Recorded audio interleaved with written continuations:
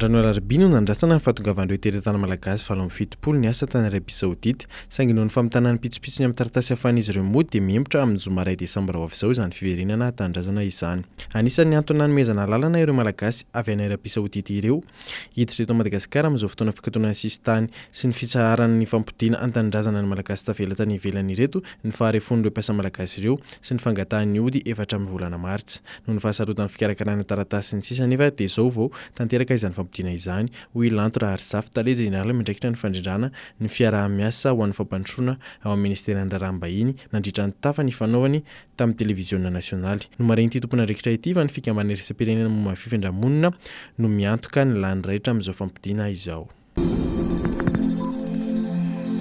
Fiofanana miompana manokana amin'ny lalàna vaovao mikasika ny herisetra mifototra amin'ny mahalana ny mahavavy no arahan'ireo mpitsara 420 mandritra ny 2 andro eny amin'ny ekipam-pirenena manofa no mpitsara sy prakitra raha. Tafiditra ho isan'ireo mpitsara 13 hiasa ao amin'ny rojom-pitsarana misahana ny ady amin'ny herisetra mifototra amin'ny mahalana ny mahavavy izay vao natsangany ministeran'ny fitsarana voaingana izy 420 mianadahy ireto. Raha ny fanjavany raby zavatsara talen'ny kabinetra ministeran'ny fitsarana dia mba hampitoviana ny fomba fijery mahakasika ireo elika ireo ahafahana mampiatra ireo lalàna amin'ny tokony ho izy no tanjony fiofanana.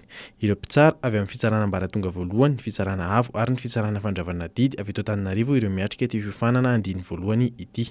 Mbola hiatrika fiofanana toy izao ihany koa ireo avy any amin'ny faritra raha ny vaovao nampitainy tao amin'ny ministera.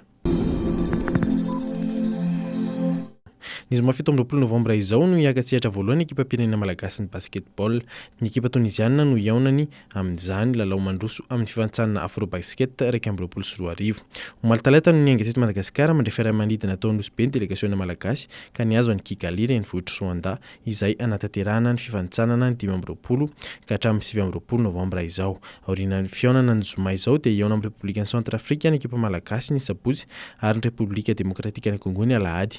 Amin'ny volana febroary 2024 no anatanterahana ny lalao miverina ny fifantsanana ao amin'ny vondrona voalohany izay misy any Madagasikara ka ahitana ny Tunisie, RDC ary ny Republika Centrafrika. Ireo telo voalohany isaky ny vondrona no hiatrika ny dingana famaranana ny AFROBASKET 2024.